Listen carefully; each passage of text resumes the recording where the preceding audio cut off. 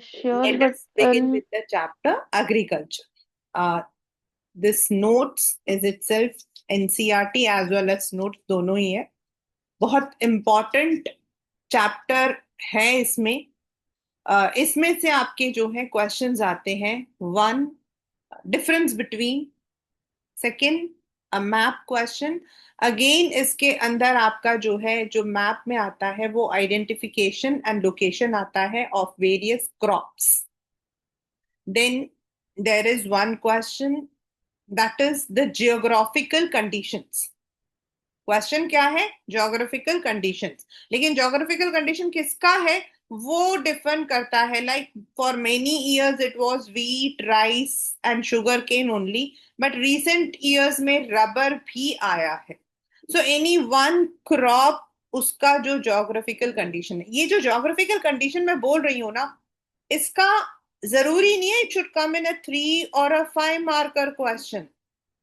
This can be N identification. आपको बता दिया जाएगा कि इसको इतना रेनफॉल चाहिए, इसको इतना टेम्परेचर चाहिए, ये इस सॉइल में आता है. Identify the crop. तो हर चैप्टर से एक टाइप होता है ना. इस क्वेश्चन, इसमें चैप्टर में क्वेश्चन ऐसा वाला आता है, इसमें आइडेंटिफिकेशन आता है, तो इसमें ये वाले क्वेश्चंस आते हैं. एंड फोर्थ क्वेश्चन जो 5 मार्कर में आता है, बहुत कॉमन रहा है, वो है the reforms made by the government for agriculture sector. So these four are the types of questions which you can, one is the difference, one is map, one is identification, and another one is आपका. So these are the four typology of question. We हम लोगों ने sectors of economy में पढ़ा था, और मैंने आपको बार बार मैंने हमेशा एक बात बोली है, India is an agrarian country. मतलब हमारा जो मैक्सिमम जीडीपी हो पहले था वो पहले, एंड अब जो एम्प्लॉयमेंट सेक्टर है वो हमारा एग्रीकल्चर है. इनफैक्ट आज हम लोग वैसे ही डिस्कस कर रहे थे, we have a family discussion about all these things. तो we were thinking about the tariff that, अभी आपको पता होगा that US has put a 50% tariff on India. There is a debate going on. तो हम यही कह रहे थे कि ऐसे में they want the foreign players to come in agriculture, but India के अंदर अगर एग्रीकल्चर के अंदर फॉरेन इंसान आ गए तो देन हमारे जो फार्मर्स हैं they would not survive. This is because 80% of the total agricultural units जितने भी हैं उनमें से 80% हमारे डिसऑर्गेनाइज सेक्टर्स में, जो हमने सेक्टर्स ऑफ इकोनॉमी में पढ़ा था. यानी कि there is no proper rules regulations and they are very small farmers. तो इंडिया में farming is one of the oldest, and in fact we call ourselves as an agricultural country. अब agriculture जब हम बोलते हैं तो कैसे करते हैं, how do we do the agriculture? अब हमें तो हमारे दिमाग में तो एक ही बात आती है ना. मतलब जब हम ट्रेन में जा रहे हैं तो जो मतलब की लेडीज है वो झुकी हुई है, एक मतलब की हल चला रहा है. There are there are different types of farming, and ये आपके जो पेपर में आता है इस वाले में से, इस सेक्टर में से आपके आता है डिफरेंस बिटवीन आता है, या फिर the another name for primitive subsistence आता. मतलब अभी तक यही मैक्सिमम तो 3 वाले में तो डिफरेंस आता जो मैंने लेफ्ट साइड में लिखा. तो फर्स्ट इज प्रिमिटिव. प्रिमिटिव आप समझ सकते हो olden type. Primitive means pre medieval, बहुत पुराना. सब्सिस्टेंस का मतलब होता है whatever we do to make ourselves alive, अपने आप को जिंदा रखने के लिए. सब्सिस्टेंस का इंग्लिश मीनिंग वही है. तो primitive subsistence farming is something where small patches of land is there. घर के ही जो फैमिली लेबर्स होते हैं, फैमिली मेंबर्स होते हैं, वही लोग करते हैं. And they are dependent on the monsoon. And इनके पास टूल्स होते हैं अपने, जिनको हम लोग दाऊ, स्टिक्स होते हैं छोटे छोटे जो घर में हम यूज, मतलब जैसे हम हिंदी में बोलते हैं ना कि भाई खुरपी है या फिर फावड़ा है. Only those kinds of tools जिनको हम कहते हैं hoe, dao and digging sticks. On the left it is written in the box. इन्हीं को यूज करते हैं and they do the farming. ये जो फार्मिंग होती है it is not done for any cash. It is done only for self consumption. इसको अलग अलग नाम से बुलाते हैं और बहुत बहुत बहुत कॉमन रहा है इसमें, जैसे मैंने कहा 1 मार्कर में what is the another name for primitive subsistence, उसको हम स्लैश एंड बर्न भी बोलते हैं, बिकॉज एक लैंड को डिवाइड कर देते हैं, एक लैंड को खाली छोड़ते हैं फैलो, दूसरे लैंड को जो है जला देते हैं, and in the first shower of monsoon they use it. इसका another name is jhuming, very famous. Roca मतलब it is there in Brazil. तो इसको अलग अलग नाम से हम बुलाते हैं in our country. The second one जो हमारा है वो है हमारा intensive subsistence farming. Now intensive subsistence farming is अपने लिए जो हमने पालमपुर में पढ़ा था इन 9th स्टैंडर्ड, यानी where ever the densely populated area is there, वहां they use the land, subsistence मतलब अपने लिए भी रखते हैं और जो बच जाता है they sell it in the local markets. They involve biochemicals, मतलब they use HIV seeds, irrigational methods, बिल्कुल जैसा हम लोगों ने पालमपुर में पढ़ा था। बट ओवर द पीरियड, जैसे अब जॉइंट फैमिली नहीं है, न्यूक्लियर फैमिली है, तो फैमिली लॉ, ये जो मतलब कि डिवीजन हो रहा है, इनहेरिटेंस, इन सब की वजह से ये जो जो साइज ऑफ प्लॉट्स है ना वो छोटे होते जा रहे। But intensive is where the biochemical inputs are used, irrigational methods are used, even if needed labor is used, and जो आपका बच जाता है, whatever is left, they sell it in the market. That is intensive. Third one is commercial, यानी कि this is done only for the purpose of money, और इन crops को हम बोलते हैं कैश क्रॉप्स, यानी कि पैसा कमाने वाले crops. They are solely done on the purpose कि हम इसको सेल करते हैं।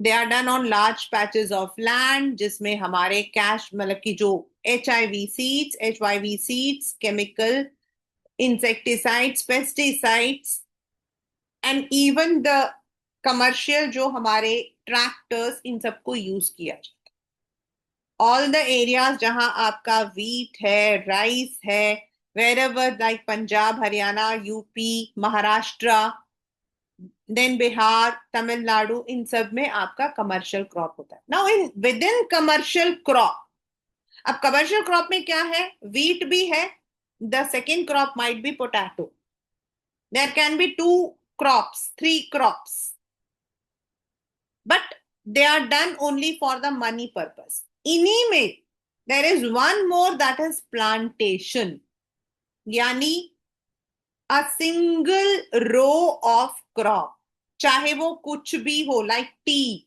कॉफी, बनाना, रबर, इनको हम बोलते हैं प्लांटेशन।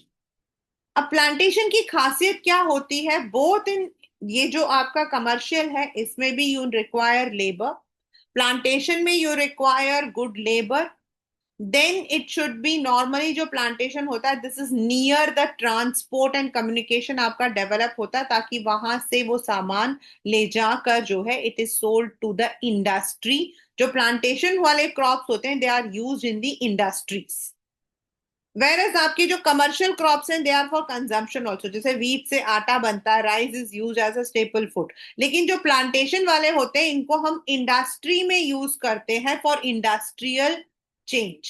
टी, कॉफी, रबर, ये सब आपके इसके एग्जाम्पल्स हैं। असम, नॉर्थ बंगाल आपका टी का है, coffee is in Tamil Nadu, banana is in Bihar, Maharashtra, then आपका केरला, नेंद्रम। तो ये आपके हैं 4 तरीके के cropping. One is the subsistence, second is the primitive subsistence, intensive जिसमें अपने लिए भी और बाहर मार्केट के लिए भी। Commercial is done basically for only selling out, wheat और राइस इसका है। बट राइस जो है, rice is a commercial as well as staple crop. Please, ये वाला पेपर में आया हुआ बहुत पहले। राइस इज बोथ स्टेपल मतलब जिसको हम खाते भी हैं, and which is also used as the commercial purpose. Basmati rice हमारा जो है वो हमारा कमर्शियल होता है, उसको हम बनाते ही बेचने के लिए, लेकिन जो नॉर्मल राइस होते हैं they are use also for the consumption. And plantation is which is the industrial crops, जिनको हम इंडस्ट्री में।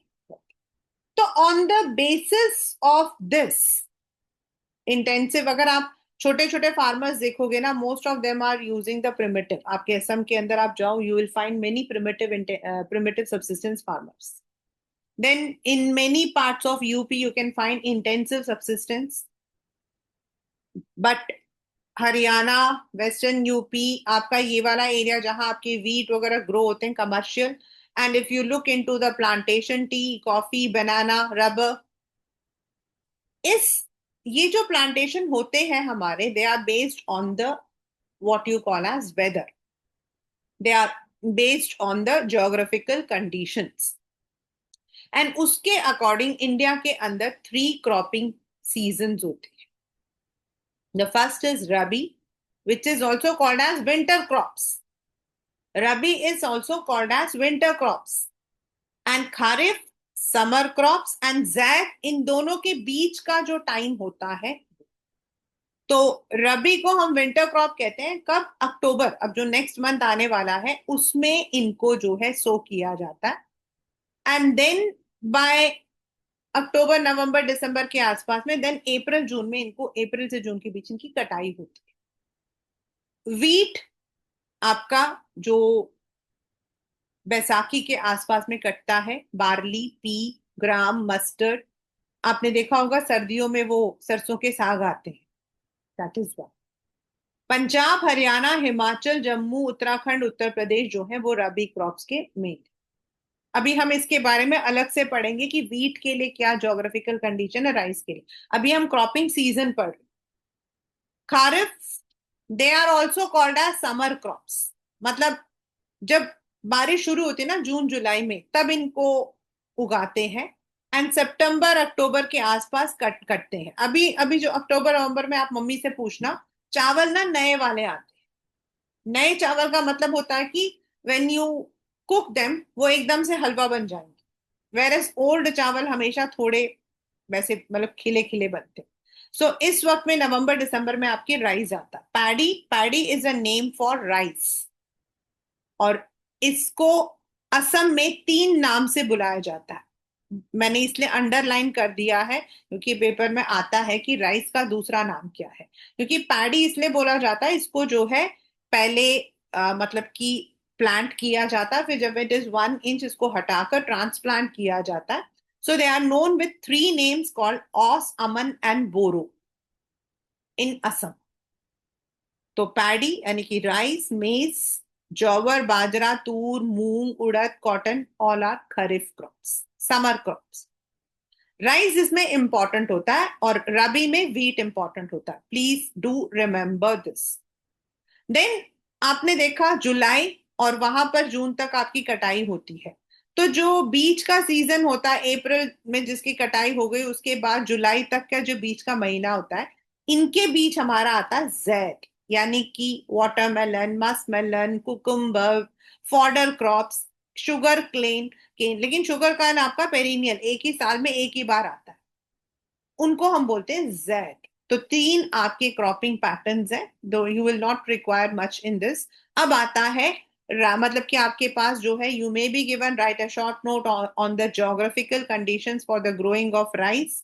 मतलब बहुत ही कम चांसेस है, लेकिन जो मैंने येलो येलो करके अंडरलाइन कर दिया ना, दैट इज आपको दिया जाता है and you are suppose to identify. And on the basis of the temperature, पहले राइस आता फिर वीट आता है।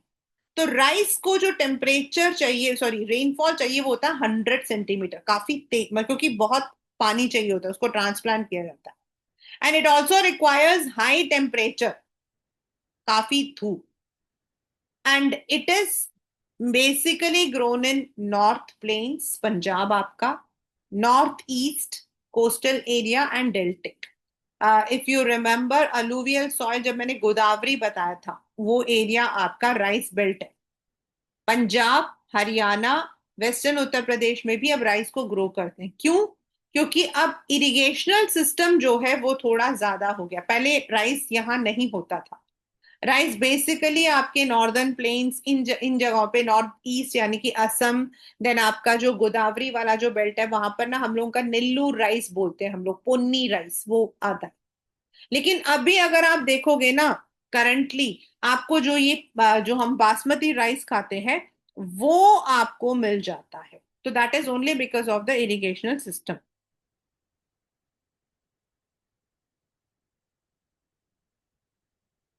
Next is wheat. Wheat is a rabi crop. It is mainly grown in Punjab, Uttar Pradesh, Haryana, Bihar. अब आपके पेपर में आप सोचोगे मैम मैप में कौन सा क्वेश्चन आता है?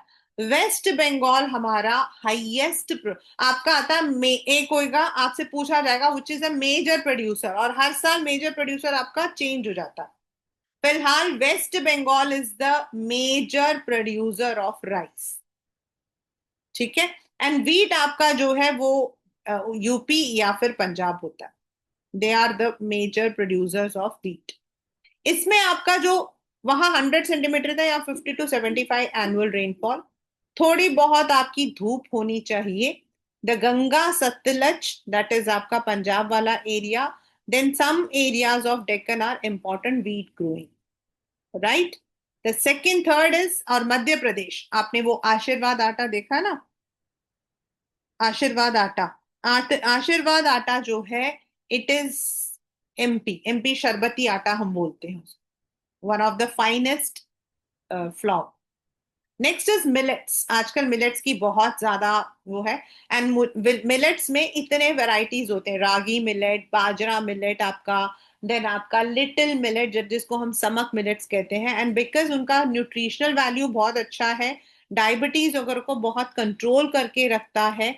और इसीलिए आजकल क्या है कि मिलेट्स को we are using. 2023 was celebrated as millet year in India. ये आपके कोर्स ग्रेन्स होते हैं, इनको हम लोग जो है वी ऑल्सो यूज इट। जो छोटे बच्चे होते हैं ना, जैसे आप लोग बॉर्नविटा वगैरह पीते हैं ना, उसमें भी यूज होता है। They are also use in Bournvita and all. Next is jowar. ये मतलब ये मीट के वो उसके हैं आपके जॉवर। जॉवर आपका मिलेट के अंदर महाराष्ट्र, ये आपको याद रखना है। बाजरा राजस्थान, राजस्थान की बाजरे की रोटी बहुत मतलब कि फेमस है, विच is also followed by UP, Maharashtra, Gujarat. But आप उसमें जाओगे यूपी, सॉरी, राजस्थान जाओगे तो बाजरे की रोटी आपको जरूर मिलती है। रागी, रागी मिलेट। रागी मिलेट आपका कर्नाटका एंड तमिलनाडु में मिलता है, क्योंकि हमारे यहाँ जब छोटे बच्चे पैदा होते हैं ना, तो उनको खाने में, खाने की जगह पे ये रागी जो होता है इसी को पीस कर उसका वो बना के दिया जाता है। So it has red, black, Sandy, loamy and shallow black soils में ग्रो होता है। इसमें आपको याद रखना है जॉवर महाराष्ट्र, बाजरा राजस्थान, रागी तमिलनाडु एंड कर्नाटक। ये याद रखना है बस। मेज, अगर मैं कहूं कि एक ऐसा पौधा, एक ऐसा क्रॉप जिसको बच्चे, बड़े, बूढ़े, इंडियन, चाइनीज और हमारे साथ जानवर भी खाते हैं, तो वो है मेज। मेज आपका मक्का, और इसी में आपने देखा होगा कॉर्न। तो what is the difference between maize and corn? ये मैं गो अभी last year I gone to Pune, वहां पर मैं मेज के उसमें गई हुई थी खेत में। तो दे टोल्ड अस कि जो आपके मेज होते हैं वो नीचे की तरफ होते हैं, कॉर्न आपके ऊपर की तरफ। दैट इज अ ग्रोइंग वे। मेज आपका जो है it is both food and fodder. ये मैंने इसलिए आपको मजाक भी साथ में बोला था, फूड एंड फॉडर मतलब उसको हम खाने की तरह भी खाते हैं और अपने घोड़े, अपने कैटल सबको क्या करते हैं, चारे की तरह भी खिलाते हैं। हाउ? मेज आपका वो है जिसके बच्चे को भी आप खाते हो, मम्मी को भी खाते हो, पापा को भी खाते हो, और उसके जो स्टॉक्स हैं उनको हम अपने जानवरों को भी खिलाते हैं। Maize is that, right. It is grown in the old alluvial soil. ये अभी रिसेंट पेपर में आया था। Karnataka, UP, Bihar, Andhra Pradesh and Madhya Pradesh are major maize producing से, इसमें आया था which is crop which is use both as food and fodder. और बहुत ही बच्चों को कंफ्यूज हो जाता है बिकॉज इतने सारे क्रॉप्स के नाम होते हैं। तो मैंने जस्ट उनको एज अ जोक उनको सिखा भी दिया था कि जिसकी मम्मी बच्चा, it is there is one very famous joke कि what did the mom corn say to the, नहीं, what did the baby corn say to mom corn. Baby corn ने अपनी मम्मी से क्या बोला? Papa, mummy where is popcorn.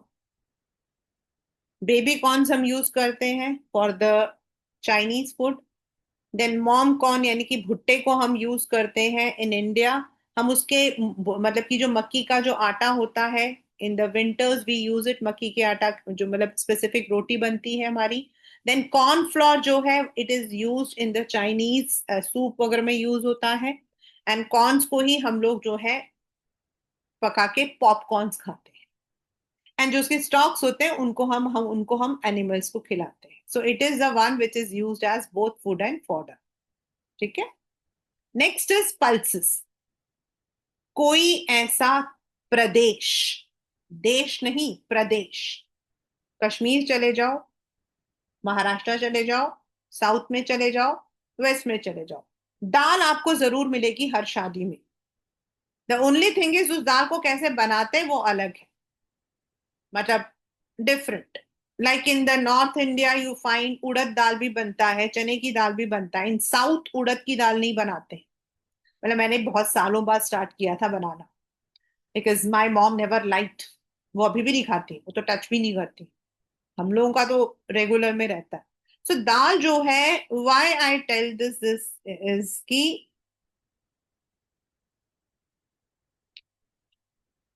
Pulses के लिए India is the largest producer and largest consumer.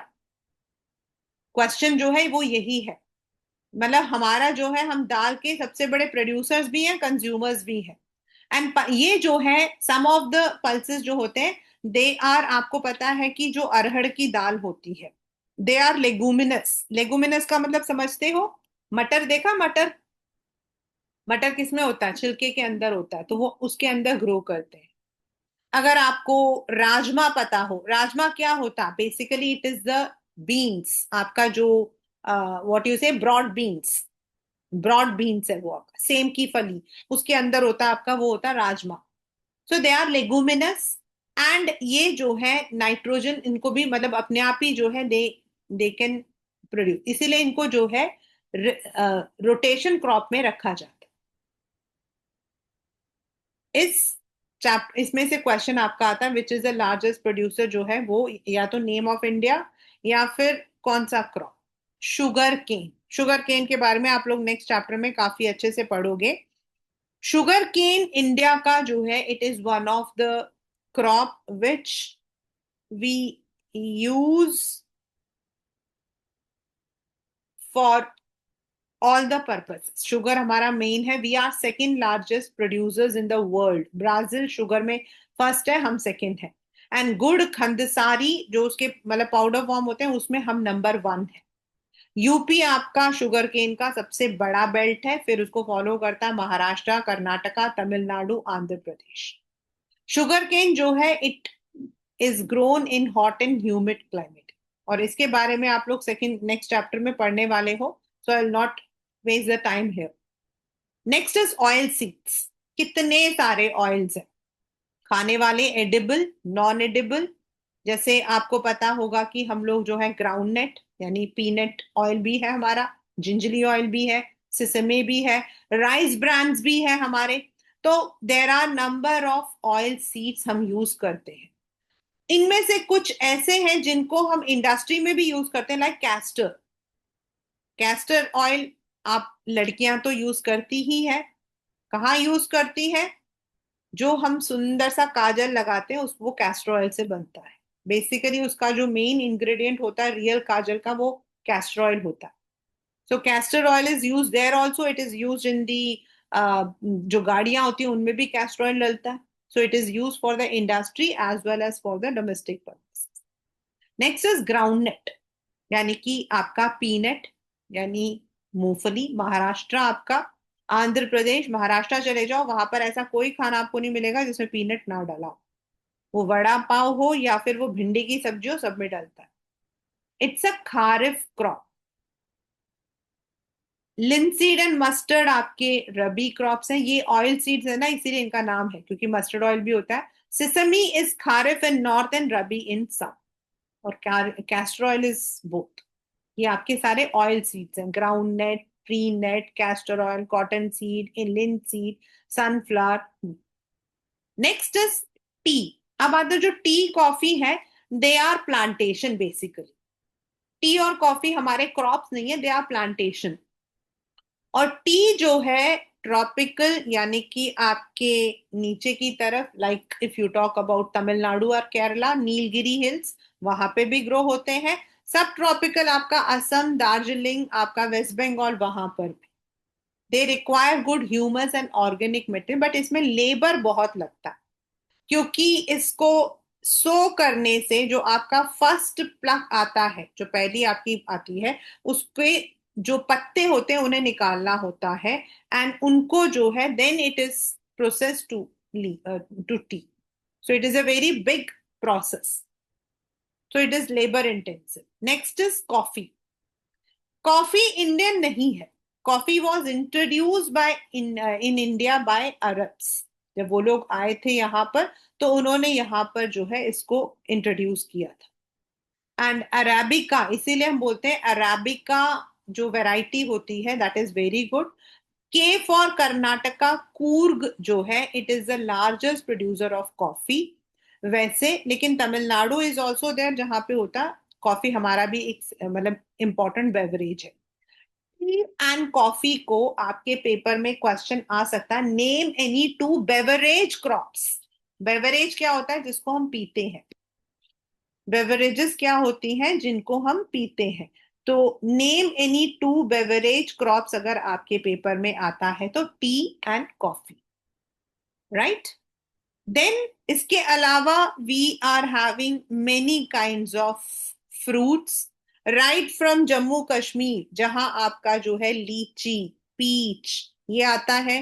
फिर आप थोड़ा नीचे आ जाओ, उत्तर प्रदेश आ जाओ, you will find the mangoes. आपके रत्नागिरी के, महाराष्ट्र के मैंगोज, आंध्र प्रदेश के मैंगोज, राजस्थान आपका, देन यूपी में जो लंगड़ा आम बोलते हैं वो। Then if you go to Nagpur थोड़ा, तो आपको ट्रेन से जाते हुए भी दिखाई देंगे the trees of oranges.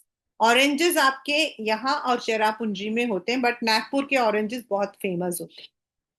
Chips जब हम बोलते हैं तो केरला के चिप्स हमें याद आते हैं, तो Kerala, Mizoram, Maharashtra, Tamil Nadu, they are there. Litchi, guava, UP and Bihar. Pineapples, Meghalaya. Then अगर हम ग्रेप्स बोलते हैं तो हमारे पास होते हैं green grapes, black grapes, red grapes. आपके अलग अलग जो जो ब्लैक ग्रेप्स होते हैं ना, काले वाले, वो आपके आंध्र प्रदेश में बहुत फेमस है। जब हम छोटे थे and we use to go to our nani's place, तो my nani was very fond of black grapes. तो जब ट्रेन आंध्र प्रदेश में रुकती थी, तो my mom with buy a big tokri for my nani. Then आपके एप्पल, पियर्स, एप्रिकोट, वॉलनट, ये सब आपके जम्मू कश्मीर के हैं, विच मतलब कि वहां पर। एंड दे आर ऑल्सो, इनमें से कुछ को तो हम लोग सुखाकर, we also use it in the what you call as dry form. अब आता है आपका हॉर्टिकल्चर, यानी कि जो आपके अदर अदर वेजिटेबल्स हैं। एंड इंडिया के अंदर 13% of the total vegetables we are having. हमारे पास हर तरीके का वेजिटेबल अवेलेबल है right now. You can find in the market, you can find, चाहे वो स्पिनच हो या कॉलीफ्लावर हो, अनियन हो, कैबेज हो, टमाटो हो, ब्रिंजल हो। So we are having all of them. इसमें आपका सिर्फ यही आता है कि कितना परसेंटेज आपका हॉर्टिकल्चर में पेपर आप, राइट। ये तो थे हमारे फूड क्रॉप्स, यानी कि जिनको हम खाते हैं, एडिबल है। इनमें से हाँ, कैस्टर ऑयल आपका जो है, it's not a food basically, but yes it is used in different purposes in the domestic also.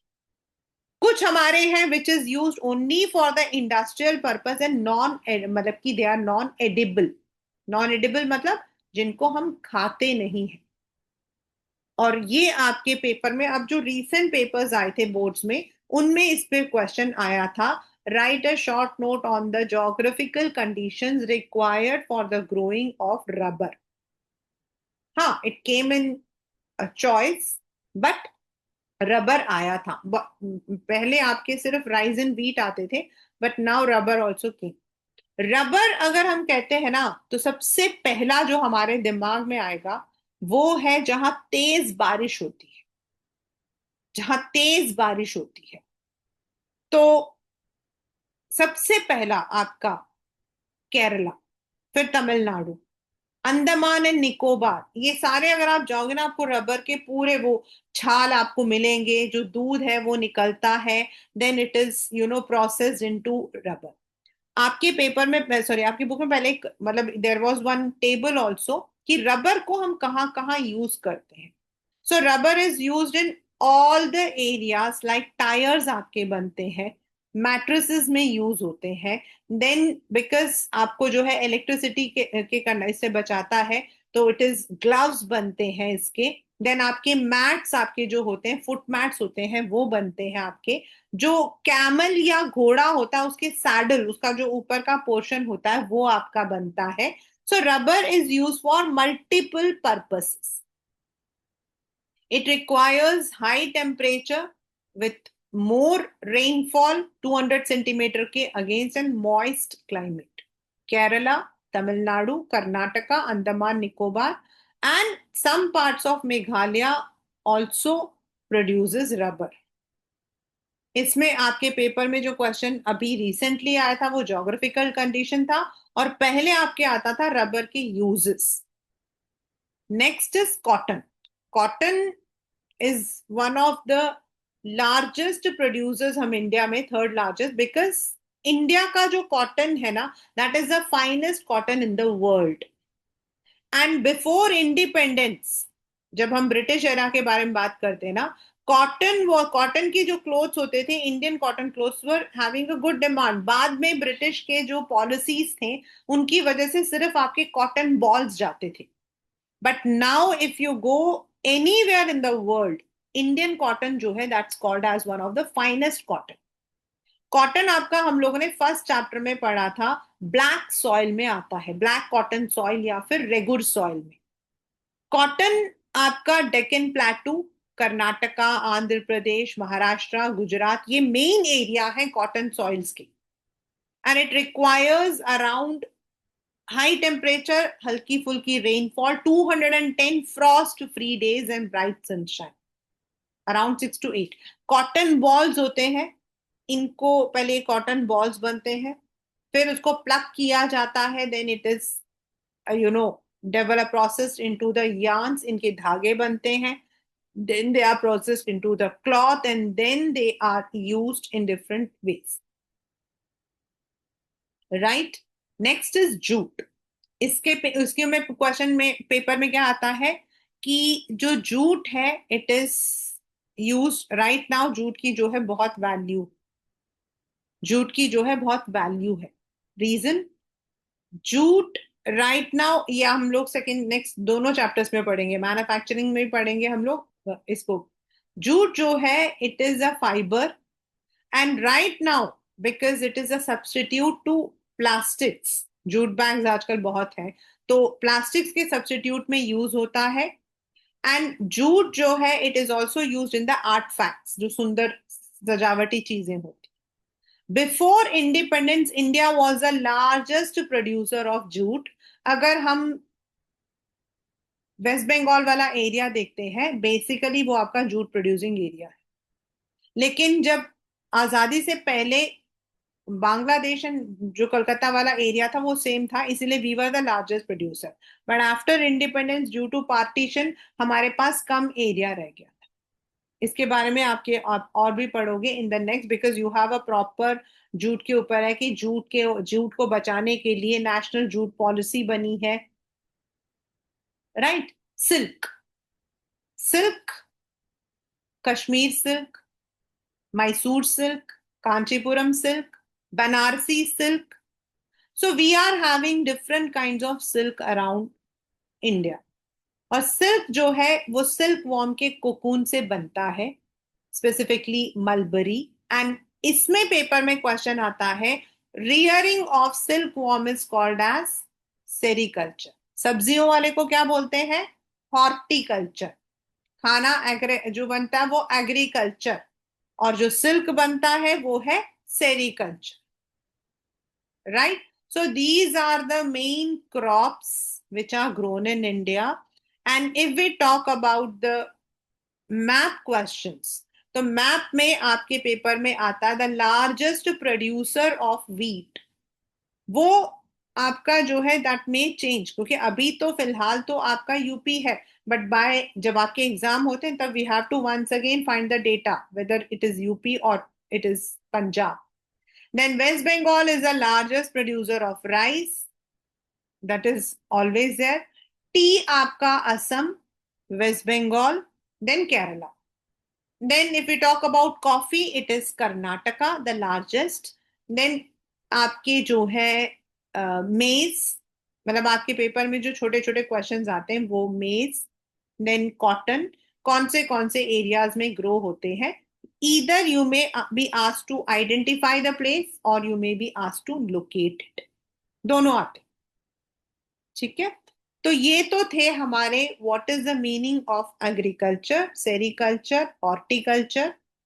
The number of cropping patterns India के अंदर तीन हमारे हैं, kharif, rabi and Zaid.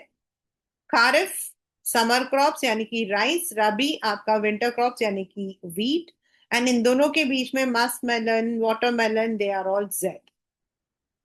Then we have four kinds of cropping, primitive, then intensive subsistence farming, then cash crops यानी कि commercial cropping, and plantation. ठीक है, फिर under this we have read the food crops and non food crops. Food crops में आपका rice भी आ गया, wheat. Rice and wheat जो है they are called as staple food. Staple मतलब जो मेन फूड होता है, उसी के साथ हम रोटी के साथ ही सब्जी खाएंगे, हम उसी के साथ में खाएंगे। देन आपके मिलेट्स है, जैसे bajra, ragi. As I told you there are number of millets, कभी देखना, ब्लिंकिट खोलकर देखना, उसमें दिखेगा आपको। Millets have high nutritional values actual में.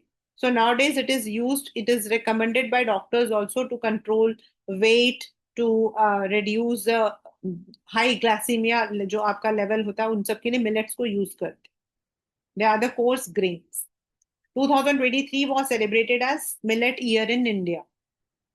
और मिलेट के लिए there's one very famous actress, I don't know whether you know her or not, Rakul Preet Singh. She has a restaurant in Hyderabad जहां सिर्फ आपको जो खाना मिलता है वो मिलेट बेस्ड होता है, all the everything which is made, तो मिलेट इज यूज्ड। ठीक है, तो मिलेट्स आपके। देन यू हैव पल्सेस आपके, शुगर केन आपका, पल्सेस आपके जो है we are the largest producers and we are the largest consumers of. Maize आपका, मक्का, which is used as food as well as fodder। मैंने आपको बताया था the different purposes for which maize is used। फिर हमने पढ़े थे कुछ नॉन फूड क्रॉप्स, लाइक आपका beverage crops, tea and coffee, जिनको हम पीते हैं। टी आपका असम एंड वेस्ट बंगाल, कॉफी आपका Karnataka. Then we read the non food crops like rubber आपका, rubber is use for different purposes in different areas for the what you call as industrial purpose. ठीक है, jute, jute is use as a substitute to plastics. ये तो थे हमारे the types of crops we have. But as I said agriculture हमारा जो है थोड़ा सा बैकवर्ड सेशन होता है, क्योंकि there have been changes, but still हमारे जो फार्मर्स हैं they have many problems in agri. तो some of the movements took place in the earlier times agriculture को चेंज करने, और कुछ अब लिए हैं। तो जो पहले हुए थे हमारे, दैट इज आपका भूदान मूवमेंट, वन मार्कर में ही आएगा, definitely doesn't come in the life. तो पहले गवर्नमेंट ने कुछ चेंजेस किए थे, लाइक पहले क्या होता था, जमींदारी सिस्टम होती थी, तो द मैक्सिमम जिनके पास एरिया होता था वो जमींदार बन जाते थे, एंड एक्सप्लॉयटेशन वाज देयर। तो लैंड रिफॉर्म किया गया था, जिसके अंदर एक मूवमेंट हुआ था जिसका नाम था भूदान। भू मतलब लैंड, और उसका दान करना। और इसको जो है स्टार्ट किया था by one of the person called Vinoba Bhave, जिनको हम बोलते हैं spiritual air to Mahatma Gandhi. इसको आपने याद करना। इसमें क्या किया था, उन्होंने बोला था कि आप अपनी इच्छा से अपने लैंड को डोनेट कर दो, ताकि आपके ऊपर गवर्नमेंट कोई पेनाल्टी ना रखे। और many people in the fear of penalty they donated their land, and because इस मतलब की जो रेवोल्यूशन है, इसमें कोई ब्लडशेड नहीं हुआ था। इसको हम ब्लडलेस रेवोल्यूशन भी कहते हैं। तो ये एक बहुत बड़ा मतलब कि वो था, taken by Vinoba Bhave. Then of course in 1960s, ये हमने लास्ट 68 में गवर्नमेंट, जो हमारी पूर्व प्रधानमंत्री थी, under her supervision green revolution was started. Green revolution आपका basically it was for the production of wheat.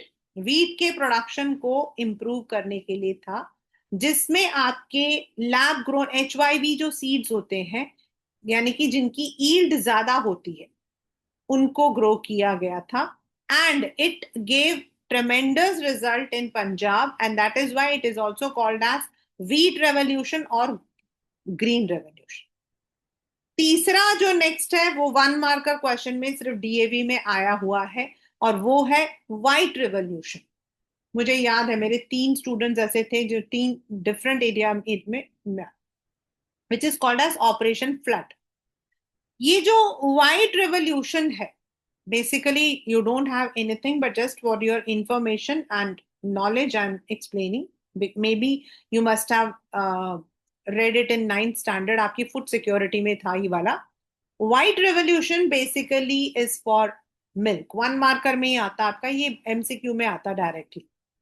It was started by mister J Kurien करके थे, जिन्होंने ये देखा था कि हमारे यहाँ पर राजस्थान मतलब सॉरी गुजरात वगैरह में बहुत दूध है। इतना दूध है कि it use to be wasted, because the ladies women use to carry it from one village to another. लेकिन कैरी करते करते जब वो दूसरे जगह पहुंचते थे तो वीट जो वो सॉरी दूध जो है वो खराब हो जाता था। सो नंबर ऑफ मतलब कि लीटर्स आपके दूध वेस्ट होते थे। The people use to travel from one place. उन्होंने उसको ना एक नई वो दिया कि in some areas there was drought of wheat, मतलब कुछ जगहों पर तो सॉरी मिल्क, कुछ जगहों पे दूध है ही नहीं। उन्होंने इन दोनों चीजों को जो है एक एक किया, and he started this white revolution, जिसके अंदर द फार्मर्स, जो लोग रियर करते हैं कैटल को, वो लोग अपने दूध को या फिर अपने कैटल को लेकर आते थे वहां पर, to a place called Anand. To a place called Anand, Anand लेकर आते थे वो लोग। एंड आनंदा में लेकर आकर वो लोग क्या करते थे, they would be getting the money, and that milk was used for different purposes. उस मिल्क को डिफरेंट पर्पसेस के लिए यूज किया गया। एंड दैट एरिया जो आपका आनंदा था, जहां पे ये मिल्क रेवोल्यूशन स्टार्ट हुआ, that is a famous Amul, that is Ananda milk unified limited. तो दैट इज रिलेटेड टू आपका milk revolution, right? Last but not the least is your 5 marker question. That is, what are some of the steps taken by government to improve the agricultural sector? ये जितने मैंने points लगा रखे हैं ये आप लोगों को लेना है। दैट गवर्नमेंट ने सबसे पहले लिया था आपका, जो पहले मैंने आपको बताया था, द लैंड रिफॉर्म, जिसके अंडर बहुत सारे आपके जो प्राइवेट लैंड्स थे उनको रीडिस्ट्रीब्यूट किया गया था। And this land reform is very famous in West Bengal. ये पहला आपका था। The second one was introducing the revolutions. फिर उसके बाद government started with some institutional and technical reforms, यानी क्रॉप इंश्योरेंस। पहले क्रॉप इंश्योरेंस नहीं होता था, तो कभी भी अगर ड्रॉट यानी कि सूखा, फ्लड, साइक्लोन, फायर, ऐसा कुछ भी होता था, तो the farmers were in loss, but now the crop insurance system has helped them. Next is setting up of Grameen and cooperative society banks, ताकि छोटे छोटे loans, it's not a very big loan, लेकिन जो small loans होते हैं for the purpose of buying the seeds, fertilizers, tractors, etc., वो उनको मिल जाता है.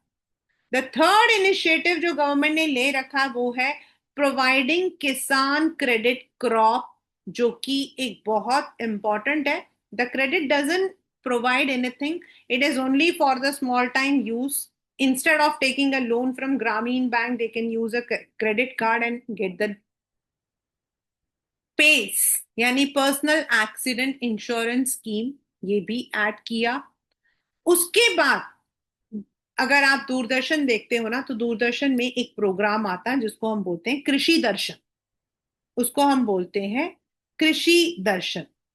कृषि Darshan basically is all about farmers, the weather, कौन कौन से नए क्रॉप्स हैं, एंड गवर्नमेंट जो है वो एमएसपी अनाउंस करती है. एमएसपी का मतलब होता है मैक्सिमम सपोर्ट प्राइस. तो ये सारे अनाउंसमेंट आपके जो है गवर्नमेंट जो है स्पेशल चैनल में करती है.